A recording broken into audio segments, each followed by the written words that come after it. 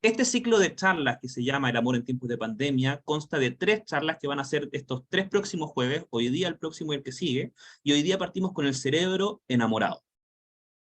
Y les pedí recién que respondieran esta encuesta que, ¿qué es el amor? Y vimos varias cosas, ¿cierto? Vimos que hay muchos valores que se disponen en el amor. Uy, ahí se conectaron 2 personitas más, un segundito. Ya. Pero yo les voy a proponer también otras definiciones, otras distinciones que se hace del amor, que vienen de distintas corrientes filosóficas o de ciencias. Pero vamos a partir primero con la que uno más relaciona cuando habla de amor, que es la poesía. Entonces, cuando hablamos de amor desde la poesía, y me voy a sujetar de Gabriel García Márquez, aprovechándome del amor en tiempo de guerra, que es de cólera, que es de donde saco esto, y lo que dice Gabriel es que el amor es la libertad de volar acompañado, es dejar ser sin poseer. Y eso es un poco lo que estamos hablando, de esa complejidad que hay en la libertad y la entrega. Este ser capaz de ser libre en la relación y permitir esa misma libertad en mi pareja. ¿Ya? Vamos a Es ponerle el audio. sin poseer. Ahí. Sí. ¿No? Ahí sí.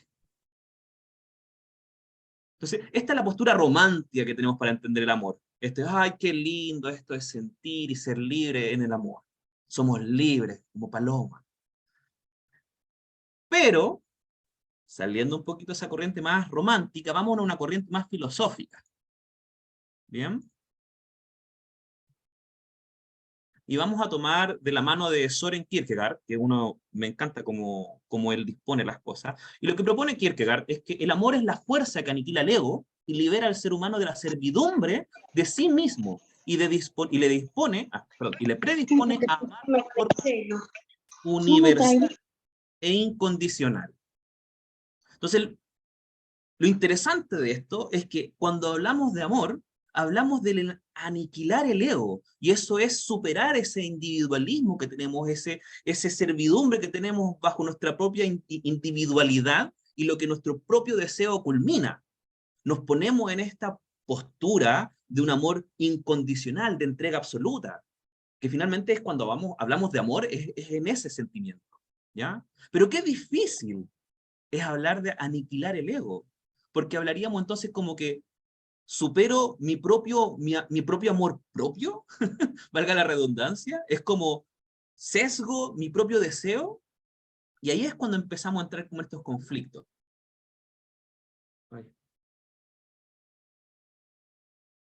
Tenemos otra corriente también que nos habla del psicoanálisis de la mano de Freud, que él va a hablar del amor como un estado, aquí viene más duro, un estado de sometimiento al otro. Y cuando hablo del otro, no hablo del otro como la pareja, sino que al otro en mayúscula desde la otredad. La otredad, lo que se refiere al psicoanálisis, es que no es el otro real y concreto, sino es la proyección que tenemos del otro, en base a nuestros propios deseos, carencias y un sinfín de cosas del psicoanálisis que no voy a detallar, pero es una representación del otro que está en nuestra imaginación. ¿Bien? Y en la fascinación de esto mismo, podemos incluso llegar a sacrificar nuestro propio deseo. Volvemos al punto de sacrificar el deseo personal. Y eso, desde el psicoanálisis, es algo que se dice en palabras mayores. Ponernos al servicio casi del otro. Ya no es tan lindo el amor. Ya no suena tan bonito. Vamos también a ver el amor desde la neurociencia, de la mano del neurocientífico Facundo Manes, argentino. Dice que el amor es un estado mental subjetivo, es una combinación de emociones, motivaciones y funciones cognitivas complejas. Y ahí es cuando yo les decía que efectivamente cómo establecemos una sensación de libertad, pero también de entrega, y una entrega absoluta, cómo sacrificamos el ego, ¿cierto?, en función de una disposición hacia un otro, en un amor incondicional. Y es precisamente porque es una función extremadamente compleja de cómo vamos a entender esto. Primero, claro, lo vamos a sentir, pero luego lo vamos a significar. Por supuesto, está dependiendo de cómo lo entendamos. Y eso varía de persona a persona. Por eso es un estado subjetivo, porque varía de cómo yo siento lo que siento y cómo entiendo lo que siento. Y qué intenciones yo tengo también en base a esto. ¿Qué es lo que me impulsa? ¿Qué es lo que me motiva? Y finalmente voy a cerrar con la postura de la psicología positiva, de mano de Barbara Fredrickson. Ahí mis colegas en psicología positiva la conocerán bastante. Y lo que dice Bárbara es que el amor es la relación interpersonal y la experiencia de intercambio social de una o más emociones positivas. Para los que estudiarán coaching, seguramente les vendrá un poquito como agua fría esto de emociones positivas, pero si las emociones son simplemente. Pero desde la psicología positiva se distienden lo que son las emociones positivas y las negativas en base a la sensación benéfica o positiva que se obtiene de ciertas relaciones. Y por supuesto que en el amor vamos a buscar emociones positivas, vamos a buscar sentirnos bien. Y es en este espacio intersubjetivo que se genera en el uno y el otro. ¿Bien? Entonces, ya tenemos distintas distinciones, valga la redundancia, de cómo entendemos el amor de distintas corrientes, más allá de lo valórico, sino desde el significante, desde lo que vamos a entender. Si me permiten un momento. Ya, estamos todos.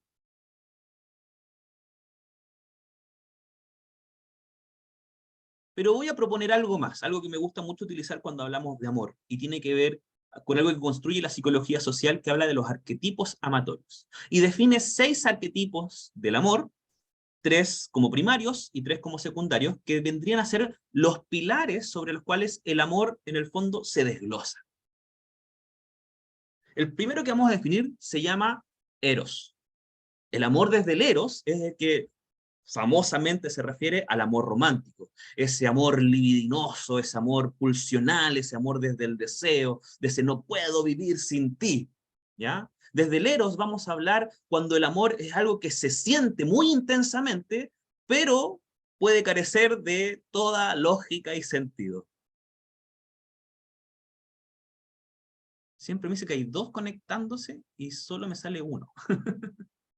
Bien. Además del Eros, tenemos el Ludus. Y el Ludus es el amor que se entiende desde el juego, es desde el disfrute, del goce, de la complementariedad, pero también entendido como la conquista. El Ludus, bajo toda premisa, busca evitar el compromiso. El Ludus vive el momento, el Ludus vive el disfrutar el aquí y el ahora, ¿ya? Pero no busca compenetrarse en un mayor nivel. El Ludus disfruta mucho del acto de conquista y de ser conquistado, vive ese momento y no se proyecta a futuro. Por eso, a veces el amor desde el Ludus puede ser visto como una persona que puede tener más de una pareja a la vez, porque disfruta de esa conquista y de ser conquistado, goza de ese momento vivido. También tenemos el amor entendido del arquetipo del estorge. Y lo que dice el estorge es como una evolución de la amistad, pero más en un sentido de que tengamos características similares. Es decir, que lo que yo quiera sea lo que tú también quieras. ¿Ya? Busca este amor, esta conectividad desde la similitud entre ambos. Y también lo que busca es lo que culmina en temas de compromiso, de estar involucrado afectivamente o quizás desde la responsabilidad de el respeto o en el forjamiento de con un otro. Y luego tenemos los 3 arquetipos que son secundarios, que vendrían a ser las combinaciones de estos que son primarios, así como los colores primarios y secundarios. Y tenemos en este caso la manía. Y la manía vendría siendo ser la combinación entre Eros y Ludus, que es el tipo de amor que generalmente se da en la adolescencia. Este amor intenso y posesivo que uno busca ser uno con el otro y que busca que el otro sea parte de uno. ¿Ya? Comúnmente está lejos de los compromisos. Los puede nombrar, puede prometer la vida, la luna, toda la vida juntos, pero no es consciente de este compromiso. Por eso se dice mucho que está generado en la adolescencia. ¿Por qué en la adolescencia? Porque durante la adolescencia nuestro cerebro todavía no está del todo desarrollado. Hay funciones cognitivas que todavía están en desarrollo y por eso somos más vulnerables a toda esta línea de emocionalidad, a esta falta de repente de racionalidad, que efectivamente en los momentos de adolescencia estamos en ese desarrollo y en ese constante desarrollo y culminación de todo esto, pero todavía no estamos del todo con ideas claras sobre lo que conseguimos del amor. Estamos recién experimentando esa emocionalidad y nos entregamos de lleno. Por eso tiende a ser ese amor quizás más obsesivo incluso. También tenemos el amor entendido desde el arquetipo pragma. Y el pragma es una combinación entre ludus y storge. Lo que dice el amante pragma es que tiene las cosas clarísimas. Es más, esa persona sabe específica y claramente qué es lo que quiere y demanda en una relación. Tiene el checklist en la mano. Cumple, cumple, cumple, no me sirve. Pragma lo que busca desde el amor es efectivamente satisfacer las necesidades, y al satisfacer esas necesidades me va a decir entonces que eso es la estabilidad. Ahora, ¿cuál es la carencia del pragma? El eros, el deseo, la real pasión y entendimiento y querer de esa persona con la que estoy, más allá que cumpla con lo que yo solicito. Y finalmente tenemos el amor entendido como la estructura desde el ágape. Y el ágape es este amor como de madre, este amor maternal, que también puede ser paternal, por supuesto, pero esta entrega absoluta hacia otro, este amor sacrificado, este amor que uno todo lo da y no recibe nada a cambio, pero uno igual está ahí porque está comprometido. Hay una intensidad en ese amor tremendo. Uno dice, yo daría la vida por esa persona. Y esa persona te diría, bien, dala. Y uno estaría feliz, en gozo en ese momento, sufriendo quizás el momento, pero se mantendría ahí. ¿Bien? Entonces, todas tienen sus lados positivos, sus lados negativos, pero esto nos va a entender también cómo es que vamos viviendo el amor. ¿Ya? Todos podemos, quizás escuchando esto, identificarnos en algún momento en nuestra vida en que tuvimos algún tipo de relación que era más como el eros, o más como el pragma, o más como desde la manía quizás, y así. Y de eso se trata, entender que el amor efectivamente lo vivimos de distinta manera en distintas etapas, ¿ya? Pero si nosotros fuéramos capaces de entender todo esto, diríamos, claro, si yo sé todo esto, igual puedo tomar decisiones más racionales, pero hay algo que nos detiene de esa racionalidad. Eso cuando decíamos, todos pasamos por ese momento de que somos más irracionales. Y ahí el neurocientífico, José Ramón Alonso, dice que el amor hace que no veamos los defectos de la persona que nos gusta, ni los peligros que puede entrañar la relación. Por alguna razón, es que la realidad que al parecer todos conciben, para nosotros es ilógico. Si yo lo que veo es esto, no sé por qué ustedes, todos los demás ven algo distinto. ¿Ya? Entonces, algo ocurre en nosotros en el momento de enamorarnos que al parecer la realidad se distorsiona. Y para eso voy a decir lo que llamamos los efectos del amor, que vamos a entrar en dos. El primero que voy a comentar se llama el secuestro cognitivo. Lo primero que ocurre en nuestro cerebro cuando nos enamoramos es que comienza a generar una sustancia que se llama feniletilamina, que es una sustancia que que promueve la generación de dopamina en el cuerpo. Y la zona tegmental ventral, que es conocida también como el sistema de recompensa, es la encargada y la responsable de la liberación de dopamina. Y aquí ocurre una hiperactivación de esta zona, en la cual empezamos a generar más dopamina y más neurotransmisores y hormonas que nos generan esa sensación de bienestar y placer y felicidad. Por eso cuando nos enamoramos estamos más felices, porque nuestro cerebro está generando más neuroquímicos que nos generan felicidad. Sumado a eso, es que también hay una hiperactivación del cíngulo anterior. Eso significa que toda nuestra área afectiva está sobredimensionada. Todas las cosas que nosotros hagamos están ligadas a nuestra emocionalidad, a nuestra relacionalidad. ¿Ya? Por eso, si nosotros constantemente desde el sistema de recompensa estamos generando cosas que nos hacen sentir felices, son felices en función de la persona que nos hace sentir de esa manera. También tiene que ver con que nuestras áreas lógico-motoras están en detrimento. Por eso podemos ser más torpes cuando estamos enamorados. Y eso se entiende porque toda la zona frontal, en compensación a la hiperactivación que hay en esta zona, que es más emocional, está hipoactivada. Y la zona frontal comprendiendo lo que es la corteza frontal, el lóbulo frontal y prefrontal. Entonces, aquí se concentran las conductas que tienen que ver con las funciones ejecutivas, el juicio crítico, la planificación y la lógica. Es decir, cuando estamos enamorados, ejecutivamente hablando, somos precarios. Hacemos, si es que lo básico, nuestro juicio crítico por la borda, nuestra planificación destruida y la lógica por la ventana. Entonces, todo lo que hacemos en ese momento de enamoramiento va a ir ligado a ese estado afectivo, porque nuestro sistema de recompensa nos va a decir, si tú haces cosas en función de quien te gusta, te vas a sentir bien, y si haces cosas que no estén en función de lo que te gusta, te vas a sentir mal. Esto se genera de una forma adictiva, ¿ya? Porque efectivamente cuando empezamos a generar esta sustancia que se llama feniletilamina, ¿ya? Genera un amino que se entiende casi como el efecto que genera las anfetaminas. Se vuelve una droga adictiva para nosotros. Por eso llegamos a tener comportamientos como de un loco de amor. Ahora, en esta segunda instancia, cuando hablamos del segundo suceso que ocurre como efecto del amor, nombramos esta hiperactivación de la parte afectiva, de la parte emocional, ¿ya? Y lo que ocurre es un cóctel neuroquímico, donde hay una hiperactivación de todo lo que son neurotransmisores y hormonas que nos generan este bienestar, ¿ya?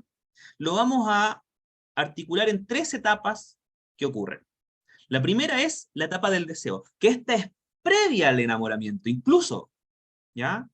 Donde se empieza a activar testosterona y estrógeno, que eso nos lleva a este impulso sexual del deseo, de que algo me atrae en esa persona que me gusta, quizás no la conozco, quizás no sé ni siquiera cómo es, pero algo me genera, ¿ya? Se activa esa parte del deseo, porque al haber testosterona y estrógeno, va a generar atracción y va a generar que nos acerquemos. La segunda etapa de la atracción es cuando ya empezamos a vincularnos con esa persona y empezamos a generar dopamina, norepinefrina y serotonina.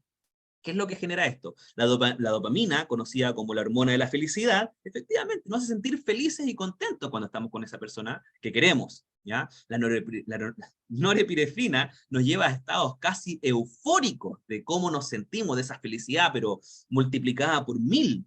Y la serotonina dilata tiene nuestros vasodilatadores completamente ampliados en posición de que estamos dispuestos a todo. Por eso cuando estamos enamorados y estamos con esa persona dice, hagamos tal cosa, y es vamos. ¿Vamos a hacer tal cosa? Sí, pero vamos con todo, porque estamos con toda la energía, estamos con toda la actitud, estamos con toda la disposición y estamos enérgicos, eufóricos y felices de que así sea. Y finalmente tenemos la etapa del cariño.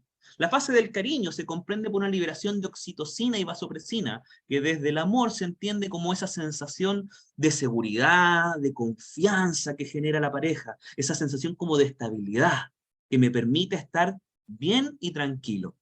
Y seguramente cuando hablamos de amor, del amor profundo, ese amor con sentido y significado, es cuando llegamos a esta fase en donde nos sentimos bien, cómodos con la pareja. ¿Bien? Además de estas 3 fases, hay algo que a mí me gusta llamarle la guinda de la torta, que también empezamos a generar una gran cantidad de adrenalina, epinefrina, noradrenalina y cortisol. Quizá en sí mismo no hay mucha comprensión de cuál es la relación entre estas 4, pero les voy a decir algo que seguramente les va a hacer sentido. Mariposas en el estómago. ¿Quién no ha sentido mariposas en el estómago cuando estaba enamorado? Esa sensación así de que quiero estar con esa persona y la pienso y la sueño y me da ansiedad y quiero saber de dónde están y lo que hace y como que se me aprieta el estómago, me da mareo y me siento mal, pero ese mal también me hace sentir bien y una cosa sumamente compleja. Bueno, lo que hace la adrenalina, la epinefrina y la noradrenalina es que efectivamente nos activamos más en función de eso, nos dilatamos, nuestro corazón empieza a funcionar, nos genera hasta arritmia y sensaciones estomacales que llegamos a sentir, ¿ya? De esa intensidad, esa búsqueda de proximidad con esa persona, que nos podríamos llamar incluso como la ansiedad, de estar con alguien, y el cortisol, que es conocida como la hormona del estrés, que nos permite regular esos estados. Entonces constantemente estamos en estos idas y venidas de esta intensidad y esta regulación y este sí, que este no saber, ¿ya? Que se le describe como las mariposas en el estómago. Ahora, ¿por qué le llamamos cóctel neuroquímico? Porque todo este proceso de neuroquímicos que empieza a generar el cerebro tiene una curva, ¿ya? Que empieza a aumentar desde la generación de testosterona y estrógeno, empieza a aumentar la dopamina, norepinefrina, serotonina, la oxitocina, vasopresina, llega a un punto, ¿ya? Que se detiene, que se estanca. Porque literalmente el cerebro se empieza a enloquecer, a emborrachar, a intoxicar de tanto neuroquímico que libera. Y entonces es necesario que el cerebro empiece a regular. Y empieza la curva descendiente, y empieza a disminuir la cantidad de estrógeno, testosterona, dopamina, oxitocina, ¿ya? Y llega hasta un nivel más plano. Pero no significa que llegue a cero. De ahí lo que hablaba justamente Danilza al comienzo, de que uno toma una decisión, efectivamente, porque la persona con la que estás te sigue generando emociones, pero ya no son emociones solamente desde los neuroquímicos, sino desde la emocionalidad resignificada, es decir, dándole un sentido a aquello que sentí, y cómo lo mantengo y cómo lo cultivo. Ahora, esto no sé si será una buena noticia o una mala noticia, depende cómo se lo quiera tomar, pero este proceso de la curva del cóctel neuroquímico tiene una duración aproximada de un año, alrededor de un año. Por eso, en muchas relaciones se puede ver que las personas eran de una manera al comienzo de la relación y después ya no eran iguales. Ya no es lo mismo. No me demuestra las cosas de la misma manera, no se muestra de la misma forma. Por supuesto, porque cambió, porque el cerebro se dejó de intoxicar de todo lo que estábamos generando, ¿ya? No significa que desaparezca, sino que disminuye. Ahora, con todo esto que acabamos de ver, ya nos permite tener una comprensión más amplia de lo que hablamos del amor. Y por eso es que surge una pregunta que para mí es más relevante que preguntarnos qué es el amor. Y es, ¿para qué el amor? O sea, ¿cuál es la función del amor? Si entendemos que todo en nosotros tiene alguna función, tiene un rol que jugar, bueno, el amor también tiene un rol, pero ¿cuál será? Con lo que acabamos de ver, fíjense que los procesos biológicos están más ligados a nuestro desarrollo más primario, por ende, todo esto neuroquímico que ocurre en nuestro cerebro es algo que viene pasando desde mucho tiempo. Entonces, ¿qué es lo que promueve esto? La preservación de la especie. En primera instancia, el amor lo que busca es afiatar ese vínculo que conecte y se pueda reproducir, y con eso garantizando el preservar la especie. Por eso nos tenemos que enamorar de esa forma intensa. Por eso tenemos que dejar de pensar racionalmente a planificar para poder reproducirnos en el menor tiempo posible. Pero no es todo lo que el amor tiene para nosotros, ¿ya? También dijimos que el amor nos genera sensaciones de seguridad, de estabilidad también en la relación. Y eso es precisamente lo que el amor puede hacer por nosotros. Nos da esa sensación de sentirnos seguros con quien estamos, de sentirnos bien, esa estabilidad en la relación, ese cuidado que hay con el uno y con el otro. Y por último, y para mí, lo más importante es que el amor nos permite hacer la resignificación afectiva. Y esto se entiende desde cómo nos valoramos nosotros, cómo valoramos al otro y lo resignificamos desde nuestras formas afectivas, ¿ya? Pudimos ver que tenemos distintas etapas a lo largo de nuestra vida y vamos entendiendo las cosas de determinada manera de acuerdo a lo que sabemos en ese momento, a lo que hemos vivido hasta ese momento y los recursos que tenemos hasta ese momento. ¿Bien? Entonces, precisamente, la forma en que nos relacionamos con otros van haciendo que nosotros nos vayamos puliendo, validando, reconociendo, entregando de una mejor manera. Vamos bien en el tiempo. Entonces, ya con toda esta información, quiero que integremos. Y vamos a integrar un poquito la información que vimos recién, que traté de pasar entre rápido y lento para alcanzar con los tiempos, que la primera distinción que hay que hacer es que hay enamoramiento y hay amor. ¿Bien? No significa que el enamoramiento sea menos que el amor, sino que es una etapa necesaria para que haya amor. Hay que tener ese espacio de acercamiento, hay ese espacio de deseo, en el fondo, para que el amor se dé. Si no hay enamoramiento, es muy difícil que el amor se genere, y un amor, como estábamos diciendo antes, que sea íntegro, que una todas las partes, y no solamente seleccione algunas. Entendiendo esto, podemos ver que el amor pasa por etapas. El amor que tenemos en determinado momento no significa que siempre va a ser ese amor. El amor no es inmutable, el amor se transforma y va evolucionando. Y eso se da porque amamos de distintas formas en distintas instancias de nuestra vida. El amor que pudimos haber sentido en nuestra adolescencia es muy distinto al amor que sentimos en nuestra adultez. Y también es muy distinto el amor que tenemos de nuestra primera pareja al amor que sentimos con nuestra última pareja.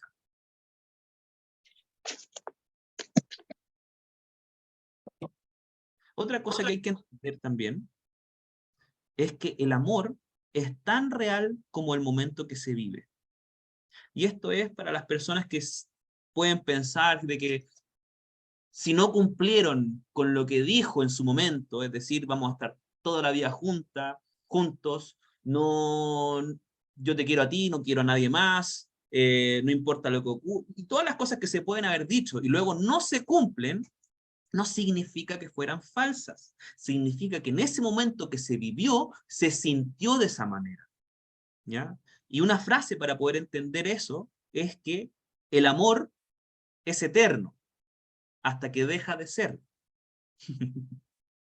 Es duro, pero es cierto, porque nosotros efectivamente no podemos decir que somos las mismas personas a los 20 años, a los 30 años, a los 40 años. No podemos decir que somos las mismas personas en épocas de estudio, en épocas de trabajo, en épocas de vacación incluso, ¿ya? Nosotros mismos vamos cambiando y mutando. Y lo que decimos en un momento nos hace sentido en ese momento. Y como vimos antes, desde la parte neuroquímica, nos hace sentido y estamos condicionados a sentirlo de esa manera. Lo cual no significa que va a ser así siempre. Por ende, no debiésemos buscar lo que así sea, sino buscar resignificarlo, entenderlo, comprenderlo. ¿Para qué? Para avanzar. Otra cosa importante entender que el amor no es meritocrático. ¿A qué me refiero con esto? Podríamos decir, o en la actualidad se dice, es como que yo he desarrollado mucho mi ser, mi persona, hoy día soy más independiente, hoy día soy más exitoso, hoy día soy más así, y nada de lo que yo valore en mí va a significar lo que yo merezco en una relación. Si entendimos bien lo que acabamos de ver, no tiene que ver con lo que desarrollamos en nosotros, sino en cómo somos capaces de interactuar con un otro. Porque yo puedo ser tremendamente exitoso y tener pobres herramientas emocionales. O puedo ser una persona tremendamente desarrollada, pero no tengo habilidad social. No soy capaz de entregar porque estoy buscando protegerme. Entonces, no tiene que ver con las herramientas, no tiene que ver con los conocimientos. Es más, lo que tiene que ver es entender que el amor es algo que se tiene que vivir en las formas que se tiene que vivir, en las etapas que tenemos que cumplir y las etapas que tenemos que superar. Por eso, no trate de justificar o encontrar el amor en base a ese búsqueda individual de desarrollo. Recuerde que lo primero que dijimos y lo que tenía mucho sentido en las distintas distinciones que hacían, valga la redundancia, las distinciones que se hacían del amor, tiene que ver con ese aniquilar el ego, en ese sometimiento ante un otro, pero desde una voluntariedad, desde un interés, desde un propósito. Ser mejores. Y la frase con la que quiero cerrar es entender que nosotros necesitamos del amor. Somos seres sociales. El amor nos hace mejores personas. ¿Por qué nos hace mejores personas? Porque nos pone enfrente aquello que no nos gusta ver de nosotros. Quizás estando solos no tenemos ningún problema, pero a la hora que estamos con alguien tenemos problemas. ¿Por qué? Porque esa persona, ese vínculo afectivo significativo, nos pone enfrente aquello que nos cuesta lidiar, que puede ser poner límites, que puede ser toma de decisiones, que puede ser temas de valores, cómo yo lidio con perspectivas distintas a la mía. En el fondo, todas las cosas que efectivamente nos va a costar en temas relacionales, que puedo lidiar con las personas normalmente, pero generalmente con las parejas es donde es más difícil. Y si se dan cuenta, dijeron, por ejemplo, al comienzo, que la relación familiar llega a ser hasta más importante y más simbólica, un padre hacia un hijo, pero las relaciones de pareja son las más desafiantes, porque no es que desafiemos a la pareja, no es que desafiemos al otro en quien es, sino que nos desafiamos a nosotros mismos en la relación con un otro. Por eso es que necesitamos del amor para ir puliendo aquello, pero también el amor necesita de nosotros. Porque no es que el amor llegue y fluya, sea mágico. El amor, para las personas que ya han vivido relaciones largas y duraderas, saben que el amor es un trabajo. Saben que el amor necesita de esfuerzo, necesita de compromiso, pero también necesita ser sentido, vivido, experimentado.